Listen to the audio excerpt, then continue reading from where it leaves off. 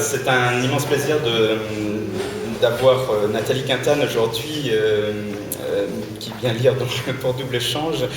C'est, je crois, si je ne me trompe pas, la première fois qu'on a cet honneur-là. Et peut-être pourrait-on poser une question en début de présentation, mais qui est Nathalie Quintane ? Sur le site de son éditeur, elle indique qu'elle s'appelle encore Nathalie Quintane, qu'elle n'a pas changé de date de naissance, qu'elle habite toujours au même endroit, qu'elle est peu nombreuse mais relativement décidée. Ce qu'on sait en revanche, c'est qu'elle est l'auteur, mais le sait-on vraiment, de 12 livres dont Saint-Tropez, une américaine en 2001, Formage, Cavale, Grand Ensemble concernant une ancienne colonie et Tomates en 2010. Nathalie Quintane. Merci.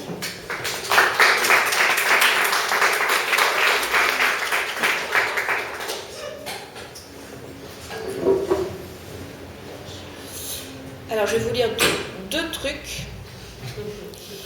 Le premier, c'est... Alors voilà d'où ça vient. C'est que je suis enseignante en collège pour les adolescents de, on va dire, de 11 à 15 ans, 16 ans, pour les 17 ans des fois. Et ça fait déjà pas mal d'années que je fais ça. Et ça fait quelques années que je me demande comment je pourrais opérer la jonction entre les cours que je donne, les cours de français, c'est pas forcément des cours de littérature au sens où la plupart d'entre vous l'entendent, et mon activité accessoire et majeure, ou prenante, et tout ce que vous voulez comme adjectif. Il y a quelques années, 2 ans, j'ai commencé à rédiger une série de cours sur des sujets. Vous entendez là, ça va? Oui. Ouais. C'est un accompagnement sonore. Non, mais il faut y laisser. Tant que vous entendez, ça va, il peut rester. Je suis pas contre. Ce commentaire intéressant. Et alors j'ai commencé à écrire un cours sur les goitres. Je vous passe comment je suis arrivée au fait d'écrire un cours sur les goitres. Ce sera un peu long, mais c'était en liaison directe avec autre chose que j'étais en train de faire. A suivi un cours sur les potins. Alors les potins, c'est pas les potins que vous connaissez, en fait c'est une monnaie gauloise, et le potin désigne également le métal de cette monnaie gauloise. Et puis j'ai écrit comme ça une dizaine de cours. Pour le moment, il y en a un sur les hamadryades. Les hamadryades, ce sont les nymphes qui habitent les bois. Alors il y a les dryades et les hamadryades. Les hamadryades sont liées à un arbre en particulier, les autres peuvent se balader dans la forêt, enfin voilà.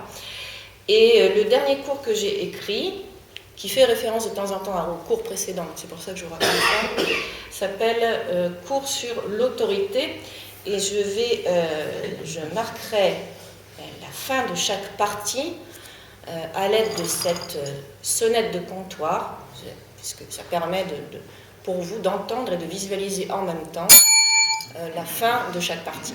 Voilà. Puisque c'est de la prose. Pas de surprise. Cours sur l'autorité.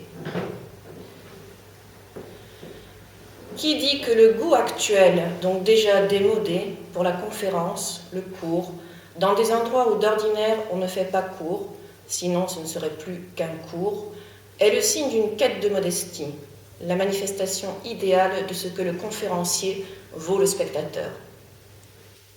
Je me souviens de cette vignette où tous les enfants du monde, se tenant par la main, faisaient le tour du monde. Je ne céderai pas à la facilité, pour le moment, de dire que c'est ne pas connaître ce que c'est que faire cours, même sans estrade, même assis sur une plus petite chaise que le public, même sur une plus petite chaise placée dans un trou creusé dans le plancher, même dans le plancher, de manière à ce que seule dépasse la tête. Cette tête, haussée, regarde encore des têtes penchées sur leur pupitre. Les 2/3 des chefs d'établissement que j'ai connus, pour ce qu'ils m'ont commandé, m'arrivaient aux genoux. D'un coup de genou, j'aurais pu casser leurs dents du bas contre leurs dents du haut.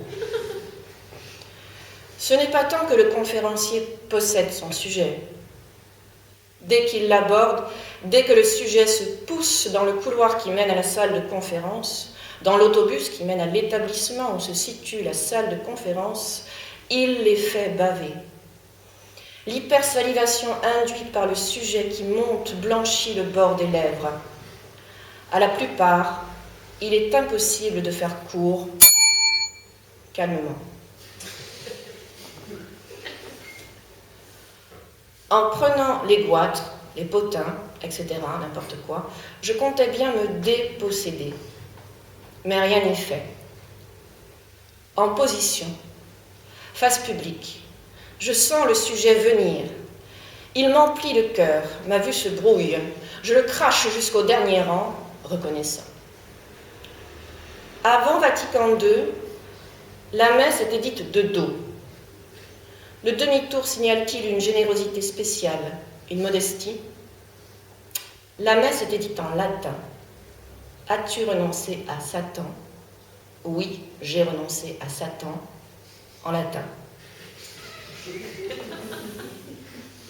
Admettons une messe où le public tournerait le dos et le prêtre tournerait le dos.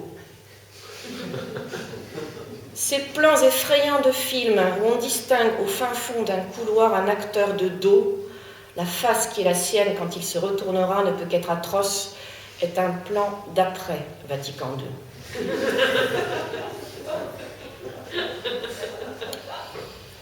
Et donc le conférencier actuel, aidé par un pape d'après-guerre, avancerait démocratiquement dans la salle, s'installerait démocratiquement sur son fauteuil qui tourne, taperait sur son laptop, vérifierait par un demi-tour du cou ce qui se passerait à l'écran très grand qui les surplombe, lui et les fidèles, et exposerait détaché ce qu'il en est de la conférence, de la performance, de l'histoire des conférences et des performances, le tout ressaisi en une performance plus malin que Satan.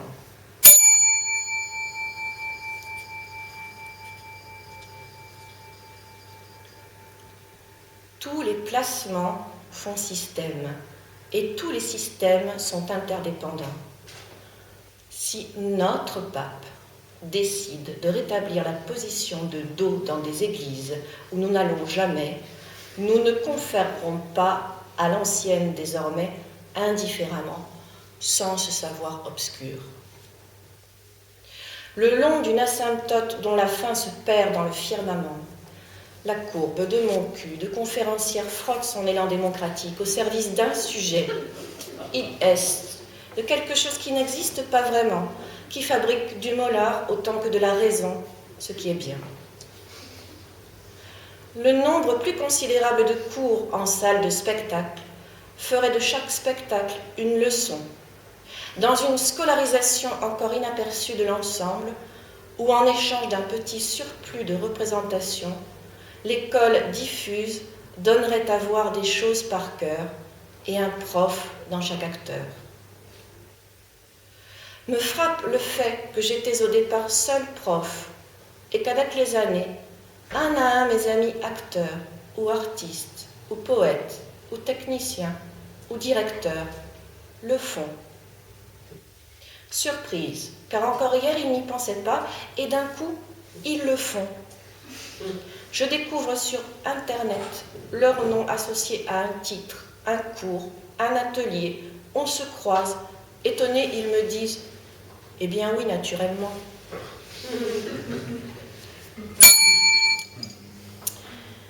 Qu'est-ce que ce « naturellement » ?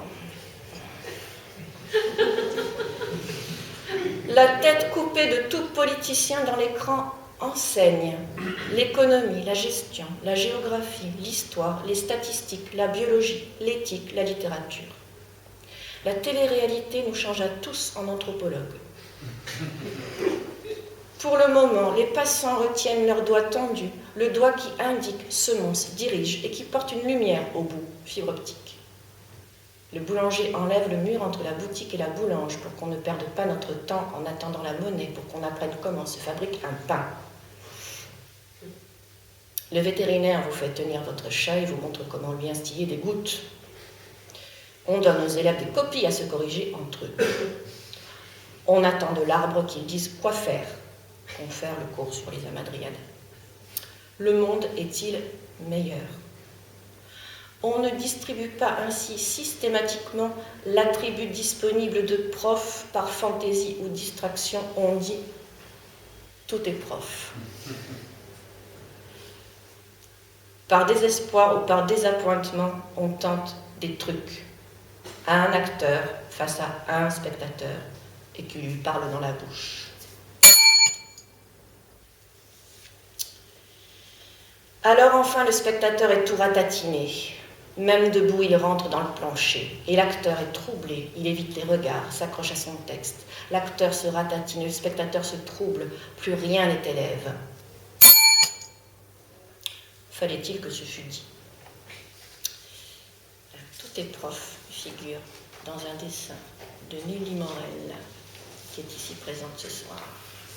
Enfin, cette fin d'après-midi. Et je vais lire maintenant un extrait de Crâne-Chaud. Ah, c'est le chapitre, c'est le début. Premier chapitre.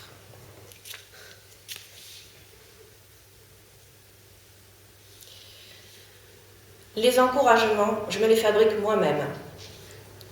Il n'est pas dit que les miens puissent devenir les vôtres. Je veux dire par là que je ne promets rien, mais que je n'empêche personne non plus. Je n'empêche personne d'y mettre le nez, de repérer des ressemblances, des informations sur l'époque ou l'année en cours, des éléments utiles ou pas. Ce que vous en ferez, c'est votre affaire. Si ça vous amuse, tant mieux.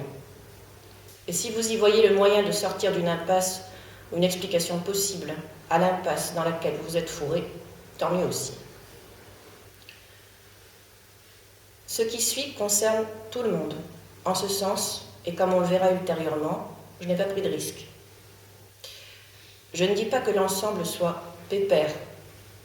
On pourra toujours continuer à me reprocher les sauts du coq à l'âne, les problèmes de ponctuation, les allusions obscures, les paragraphes trop longs et les chapitres trop courts, etc.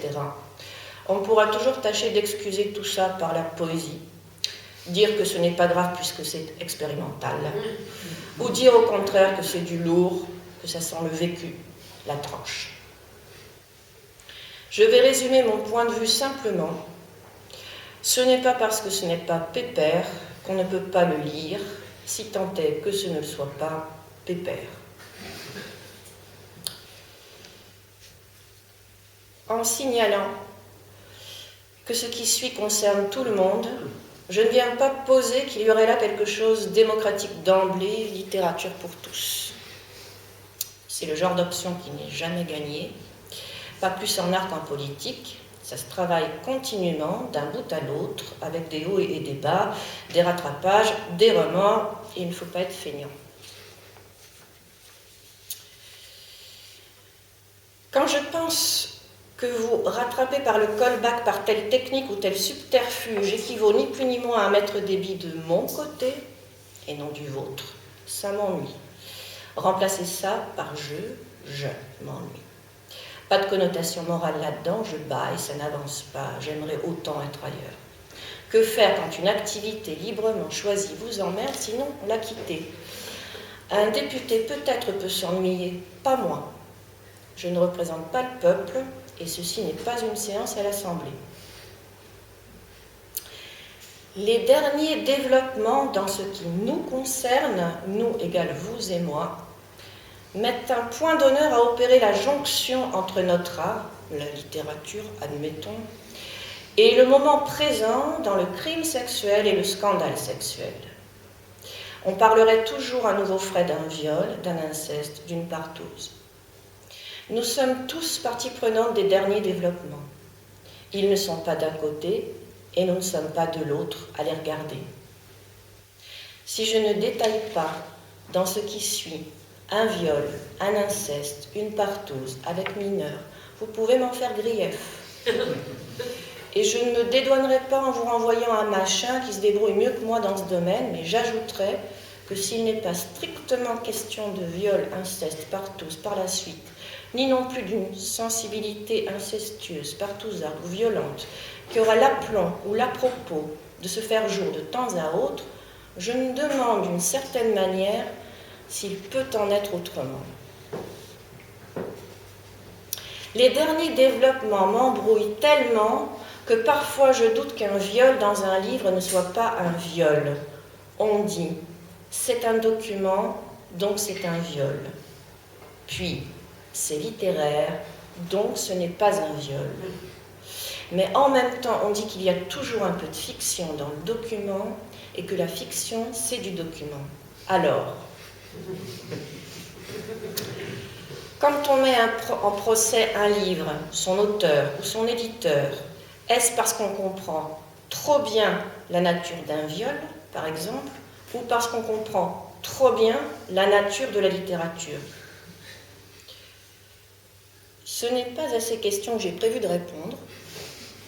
Aussi bien, je n'ai pas prévu de réponse puisque je n'ai pas prévu de questions auxquelles je pourrais répondre. Faisons le tour de tout ce dont il est possible de faire le tour sans excès dans ce qui nous concerne. L'amour. Je n'ai vu qu'une forme, à vrai dire une personne qui est une forme, pour m'aider quand j'en aurais besoin. Les émissions de Brigitte Lahaie. C'est pas marrant, ça veut dire totalement. En plus, je suis sûre qu'il y en a qui ne savent pas qui est Brigitte Lahaie. Tous les après-midi, depuis des années, à la radio, Lahaie donne de judicieux conseils à des gens déboussolés, aussi déboussolés que j'ai pu l'être. Ils exposent la composition et l'origine de mon déboussolement, bien plus précisément que si j'avais, moi, essayé d'en faire un livre. Brigitte, et si je me permets cette familiarité, c'est que comme tous ses fidèles le savent, elle fait partie de la famille choisie de ceux qui sont vraiment attentifs à votre souffrance et n'ont de cesse de vous faire entendre la voix de la raison. Brigitte continuait ce que Ménie Grégoire avait entamé dans les années 70. Personne, pas plus pour Ménie que pour Brigitte, n'aurait osé supprimer leurs émissions, n'aurait osé proposer la suppression de ces émissions. D'abord parce que personne n'en aurait eu l'idée, ensuite parce que l'état mental de la nation dépendait, et je n'exagère pas, dépendait en partie du concours apporté par ses présentatrices. Eh bien, à ce stade, je dirais que par rapport aux émissions de Brigitte, celle de Ménie se cantonnait aux petits bouts. Bien sûr, à l'époque, ils n'étaient pas perçus comme des petits bouts. Ces petits bouts étaient de fait de sacrés morceaux, et plus d'un dut en rougir derrière son poste, devant. Mais ce qu'on entendait parfois devant le poste quand Brigitte y était, c'était bel et bien, pour notre époque, du gros bout. Bel et bien le plus souvent ce qu'on n'a jamais vécu et que d'autres, plus expérimentaux, ont engagé. Naturellement, il ne s'agit pas ici de singer des émissions entières ni de me faire passer à l'écrit pour Brigitte, bien que la singerie ne soit jamais sans rapport avec le métier. Il a fallu du temps pour que j'ose approximativement contrefaire la radio. Au départ, j'ai préféré partir de mon point de départ, une discussion avec une amie dont les initiales sont AP, comme action poétique. Pour plus de réalisme et de commodité, vous pouvez associer ce A à Aurélie ou à Annette et le P à Poli ou Pelou. Annette Pelou, Aurélie Pelou ou Poli, etc. Je garde par devers moi, si vous le permettez, le véritable nom de cette amie et l'idée que ses initiales sont celles d'action et de poétique, non pour faire style, mais pour mémoire. Merci.